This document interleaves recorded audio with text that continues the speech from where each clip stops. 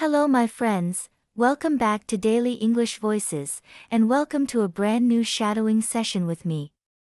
I'm Tom, your practice partner today. In this lesson, we'll move through 3 clear stages, each one a little more challenging than the last.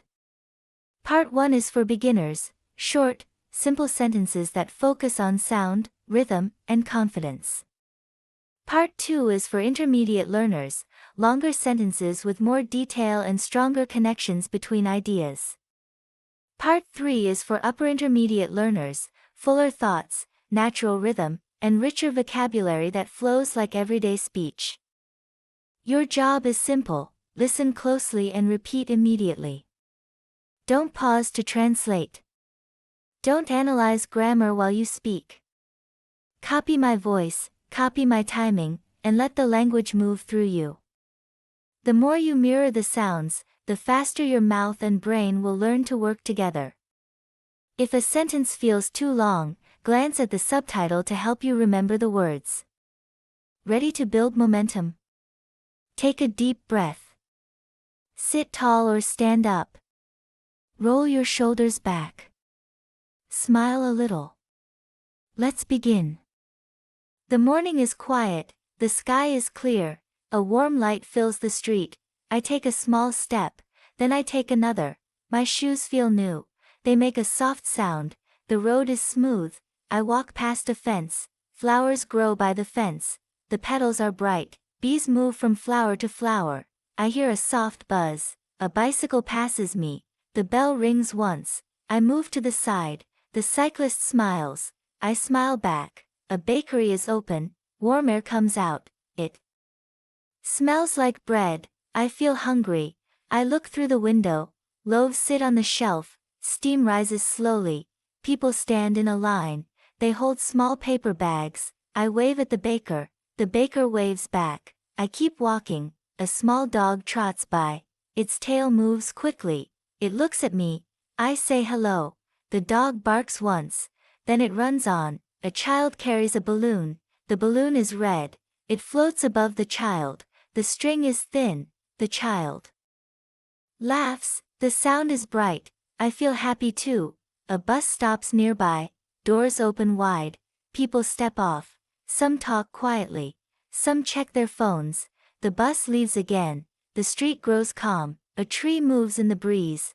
Leaves whisper softly. Sunlight touches the leaves. Shadows dance on the ground. I sit on a bench. The bench feels cool.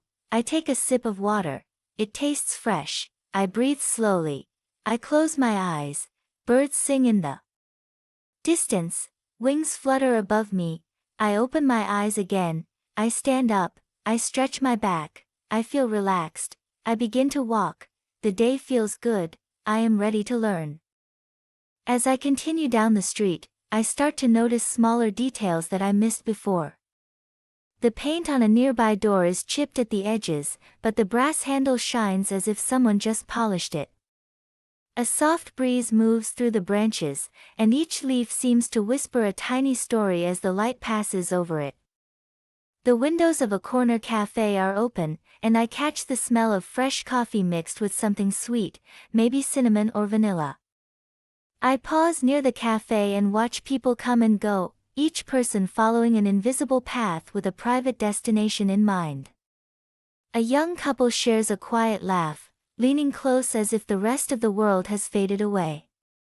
An older man reads a newspaper, folding it with care between sips of his drink. The clink of cups, the low hum of conversation, and a distant motorcycle create a city rhythm that feels both busy and comforting. I decide to keep walking rather than stop for a drink, because the energy of the morning pulls me forward. On the next block, a small market is setting up. Vendors lift boxes of fruit and arrange them in neat rows so the colors look like a painting: red apples, green pears, deep purple plums, and oranges that glow like small suns. A woman tests a melon by tapping it gently and listening for the sound that tells her it is ripe. Beyond the market, the street opens into a small square with benches, a fountain, and a row of low trees that offer shade.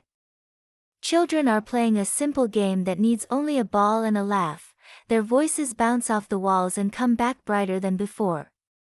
A busker tunes his guitar on the edge of the square. He looks nervous, but he checks his strings one more time and smiles at a passing child who watches with serious eyes. I walk into a nearby bookstore because the door is propped open and the cool air smells like paper and ink. The shelves are close together, and I move slowly so I can read the titles along the spines. A travel book with a dark blue cover catches my eye, the gold letters shine as if they want to be remembered. I run a finger along the edge of the pages, and the promise of new places, new roads, and new stories makes me feel hopeful. After I pay for the book, I step back into the square and choose a bench with a good view of the fountain. The water rises and falls in a steady rhythm, as if it breathes with the city. I open my bag, take out the book, and read the first paragraph. The words lift me from the bench and carry me somewhere I have not been before. I pause after a few pages, not because the story is dull but because the world in front of me is changing with the light. The sun is higher now, and the shadows are shorter. People cross the square in every direction, and each person, for a second, becomes the main character in a story I don't know. I close the book gently and look around as the guitar player begins. His music starts softly, as if he's trying to listen to the square before he adds his voice. A few people turn their heads, a child claps without rhythm, and a woman sets down her bag so she can hear better. I sit a little taller, breathe a little deeper, and feel my attention sharpen.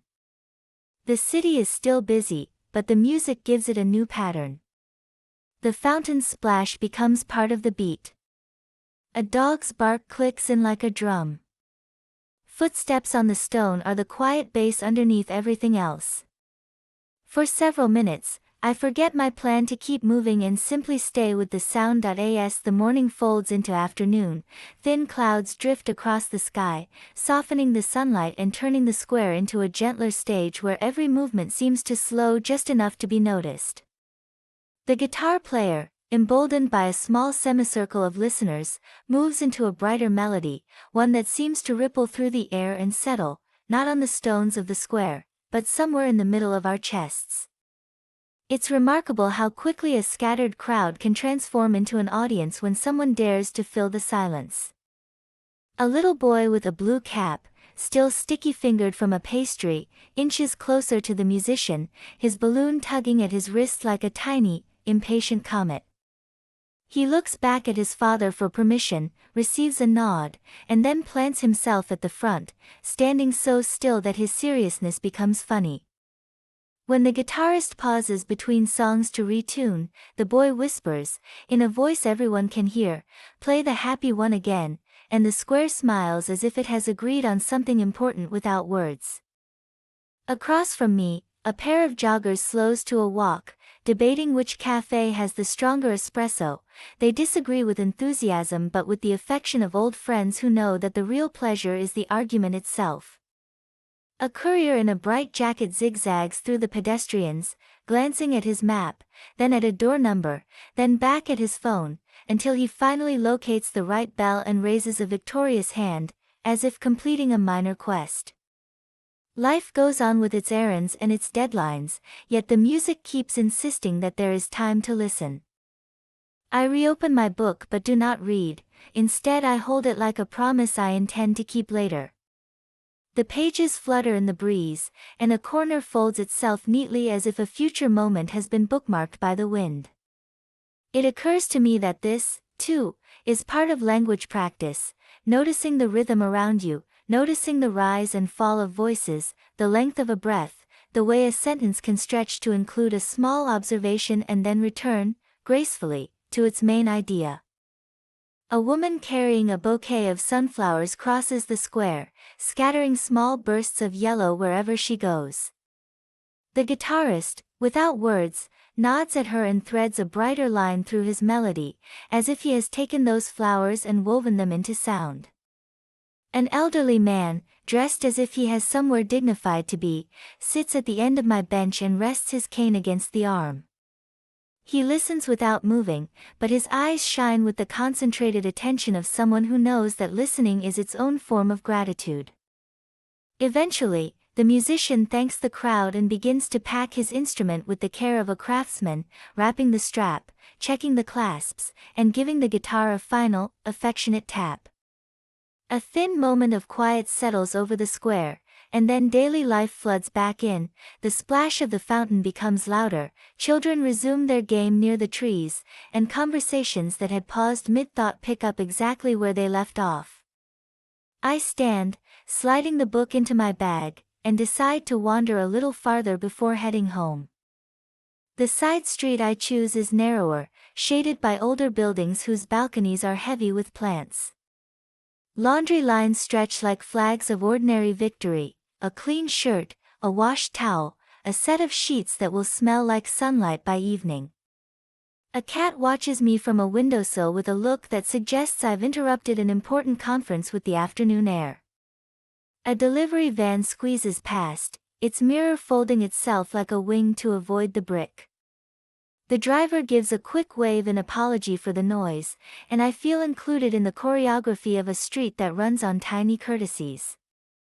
At the next corner, a seamstress has placed a small sign on the sidewalk, "Fast repairs, careful hands."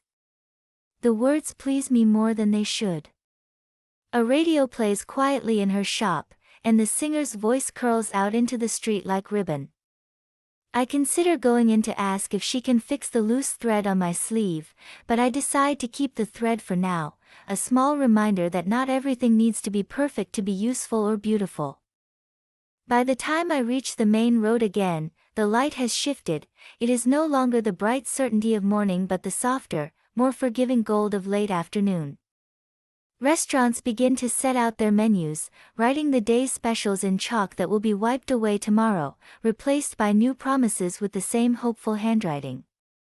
The smell of garlic and herbs streams from an open kitchen door, and laughter rises from a table where friends are telling a story that grows more outrageous with each retelling. I let the sounds wash over me and think about how many accents a city can hold at once, how many rhythms can live together without clashing. I pass a newsstand where headlines try to convince me to care about everything at the same time. I choose not to read them right now, not because they are unimportant, but because I am practicing a different kind of attention. Language learning, like walking, feels easier when you let it become a habit rather than a test. You keep moving. You keep breathing. You let your mouth try a new shape for a word, and you don't punish it when the shape is wrong the first time. Practice, like the city, forgives small mistakes. At last I turn toward home, carrying the book that will take me somewhere else later tonight and the music that has already changed the color of the day. A bus sighs to a stop, a driver's window clicks open, an old song escapes from the speakers, and two people at the crosswalk begin to hum in harmony without even looking at each other. I wait for the light, cross with the crowd, and feel myself part of the pattern, a moving syllable in the sentence of the street. You did it, you stayed with the sounds, you moved from short lines to longer thoughts, you trained your ear to listen, you trained your mouth to respond, you built rhythm, you built courage. This is how fluency grows, not in one day, not in one big jump, but step by step, breath by breath, sentence by sentence. Shadowing works because it joins listening and speaking, timing and meaning, attention and memory. When you repeat immediately, you teach your brain that English is not a puzzle to solve later, it is a sound to ride now. If a sentence felt difficult today, that's perfect. Difficulty is the sign that you're meeting new ground and making it familiar. Return to the parts that challenged you. Repeat them tomorrow. Try them faster. Try them smoother. Let your voice relax. Let your face and jaw loosen so the words can travel without tension.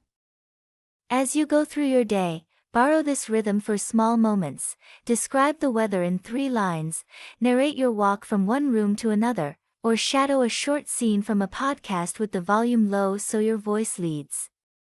Keep your book nearby, real or digital, and read a paragraph out loud, then close it and paraphrase the idea in your own words. Above all, practice consistently. A few focused minutes each day will carry you farther than a single long session once a week. Thank you for practicing with me today. I'm proud of the attention you brought and the progress you made. Come back tomorrow, and we'll build on this momentum: longer phrases, clearer music in your speech, and more confidence in every sentence.